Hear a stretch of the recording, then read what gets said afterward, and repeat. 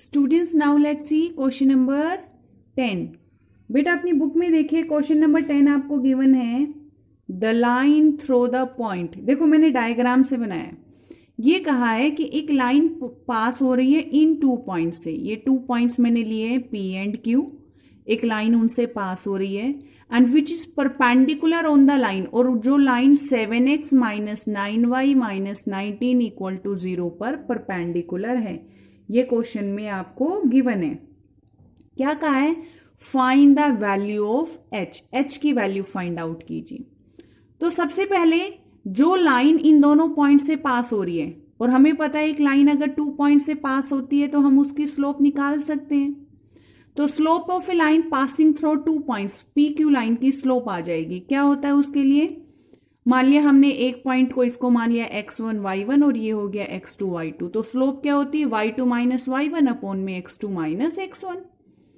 आपने इसको x1 y1 मान लिया, इसको x2 y2 मान लिया। आप स्लोप निकालेंगे y2 minus y1 3 minus 1 x2 minus x1 h minus 4, जो कि 2 अपॉन में h माइनस 4 आ गई। जो ए बी लाइन है उसकी इक्वेशन गिवन है आपको 7x minus 9y minus 19 equal to 0। इसको y इक्वल टू लिखना स्लोप इंटरसेप्ट फॉर्म में। जो x का कोफिशिएंट है वो 7 अपॉन में 9 आएगा। तो इस लाइन की इक्वेशन आ गई आपके पास, सॉरी इक्वेशन नहीं, स्लोप आ गई 7 अपॉन में 9। अब ये क्या कहा था? जो पी क्यू लाइन है जो इन दोनों पॉइंट से पास हो रही है वो इस लाइन को इंटरसेक्ट करती है परपेंडिकुलर पर, राइट एंगल पर। तो ये दोनों लाइनें आपस में क्या हो गई? परपेंडिकुलर। और जो लाइंस आपस में परपेंडिकुलर होती है उनकी स्लोप की प्रोडक्ट क्या होती है? -1 होती है। पी क्यू लाइन की स्लोप आई आपके पास 2 अपॉन में h minus 4। A B line की स्लोप आई 7 अपॉन में 9। दोनों की स्लोप की प्रोडक्ट -1 के इक्वल होगी। -1 के इक्वल रख दो। इसको जब आप सिंप्लीफाई करेंगे h की वैल्यू आपके पास आ जाएगी 22 अपॉन में 9। Now let's see question number 11। Question number 11 is very very simple. Question में आपको ये इक्वेशन गिवन है ax plus B Y plus C is equal to 0, और आपको प्रूव करना है कि कोई लाइन जो x1 y1 पॉइंट से पास होती है और इस लाइन के पैरेलल है, उस लाइन की इक्वेशन ये होती है। ये प्रूव करना आपको।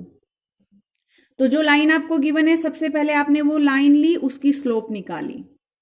अब जो लाइन आपको, जिस लाइन की इक्वेशन आपको फाइंड आउट करनी है वो इस लाइन के पैरेलल है, तो जो इस लाइन की स्लोप होगी वही उस लाइन की स्लोप होगी।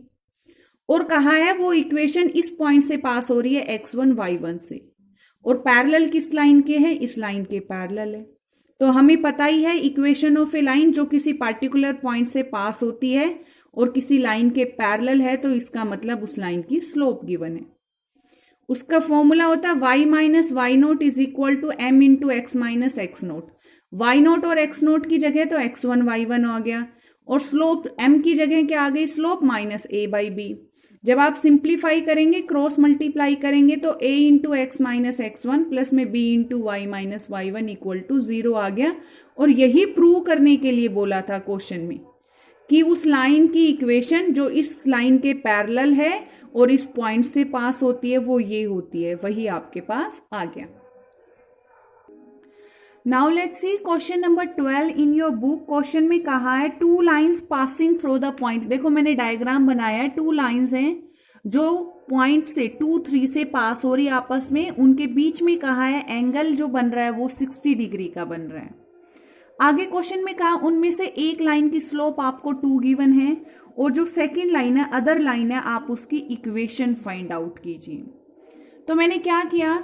सबसे पहले 1 लाइन की स्लोप आपको गिवन है, सेकेंड लाइन की स्लोप को आप ले लेंगे। हमने अपनी तरफ से ले लिया m, और 2 लाइंस के बीच के एंगल आपको गिवन है 60 डिग्री। और हमें पता है जब आपको एंगल फाइंड आउट करना होता है बिटवीन 2 लाइंस, तो उसके लिए फॉर्मूला होता है tangent theta is equal to modulus of m1 minus m2 upon में 1 प्लस m1 इंटू m2।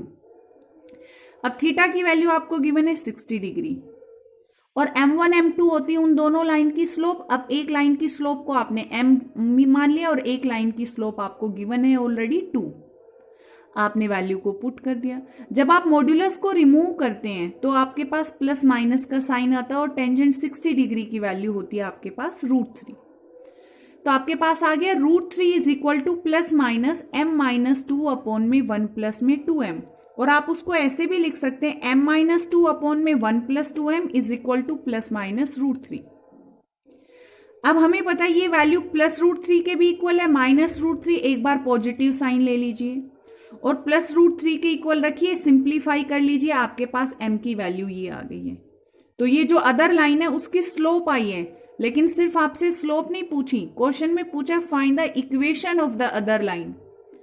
अब जो दूसरी लाइन है उसकी स्लोप आपके पास आ गई और दोनों ही लाइन इस पॉइंट से पास हो रही है, तो एक पॉइंट मिल गया जहां से वो लाइन पास हो रही है।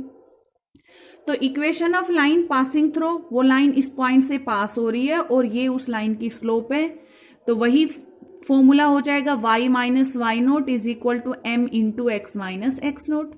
एक्स नोट वाई नोट तो कोऑर्डिनेट होते हैं, पॉइंट P के कोऑर्डिनेट x नोट 2 है, y नोट 3 है, और m की वैल्यू ये है, ये पुट कर देना और क्रॉस मल्टीप्लाई करके सिंप्लीफाई कर देना, आपके पास इक्वेशन आ जाएगी। जैसे आपने पॉजिटिव साइन के लिए किया ऐसे ही फिर फॉर नेगेटिव साइन, फिर अब इसको माइनस √3 के इक्वल रख देना, सिंप्लीफाई कर देना, m की वैल्यू आ जाएगी। अब equation of line passing through इसी पॉइंट से पास हो रही है, लेकिन अब स्लोप चेंज हो गई है, उस स्लोप से निकालेंगे तो 2। तो रिक्वायर्ड इक्वेशन ऑफ लाइन कितनी आ जाएगी, जो अदर लाइन की इक्वेशन आपसे कहा है उसकी 2 इक्वेशंस आएंगी। ठीक है, कितनी आएंगी 2। So this is all about exercise 10.3 up to question number 12।